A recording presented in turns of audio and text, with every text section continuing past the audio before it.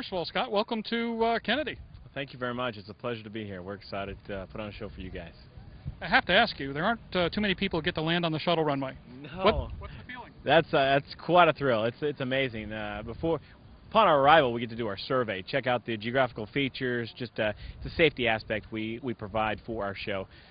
Just make sure we're safe for the show itself, and to be able to fly around and see all the historical landmarks that NASA has to provide, the big VAB and all the old Apollo shuttle launches. It's really neat to see that. It's quite a thrill. Certainly a good one to chalk up in the logbook, isn't it? It definitely is. This runway is a little bit longer than we're used to, 15,000 feet, 300 feet wide, and it's just that we feel real small landing on a runway that big.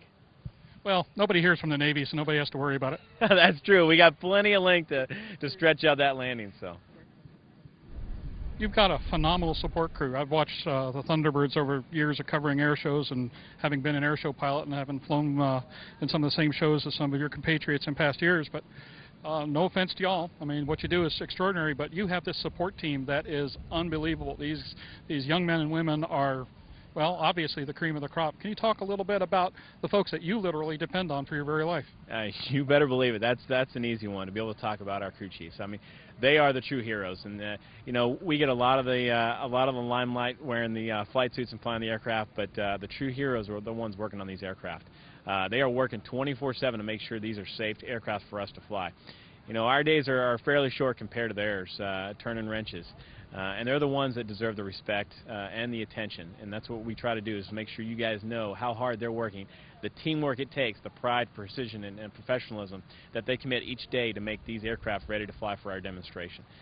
We have about 130 people on the team. About 90 of those people are dedicated to working on the aircraft themselves.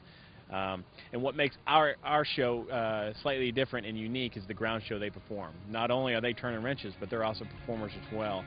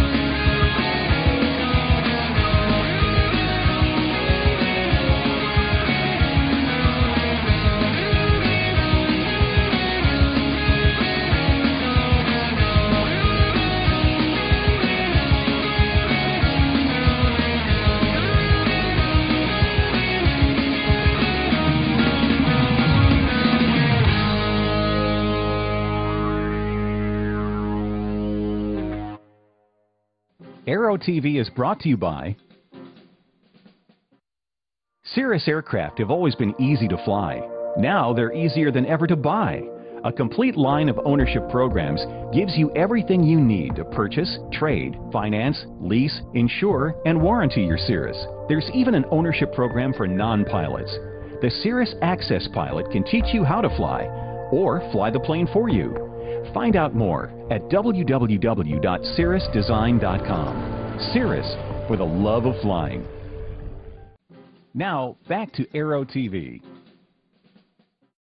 This is kind of a historical moment. We're talking various anniversaries and so forth. Here you are representing the Air Force in the 60th year. That's kind of a real milestone, considering the transition from the Army Air Corps to the Air Force and everything else that's occurred. To be flying for the Thunderbirds at this time in history has to be extraordinary. It is. It's an honor beyond belief to be able to represent the 515,000 men and women that are fighting the war on terrorism, that are part of our Air Force active duty, Guard, and Reserve. It's just a humbling experience, and it has been since the beginning. This is my first year. We spent 2 years on the team itself.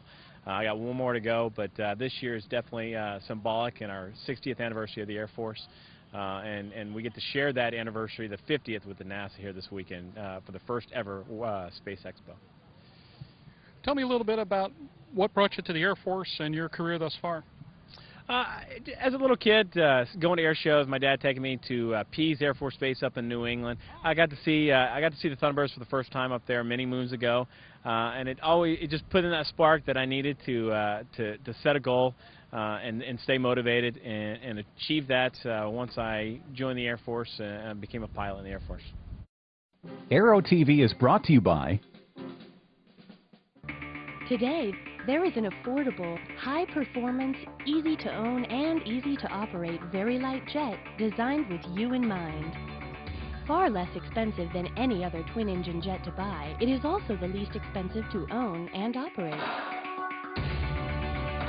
It is the Eclipse 500, the jet that's easy to buy, easy to fly, and fun to own.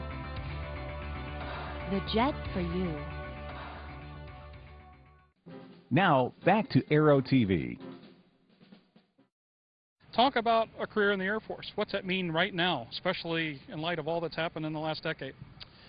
For me personally, it was a calling. To join the Air Force, it was a higher step for me.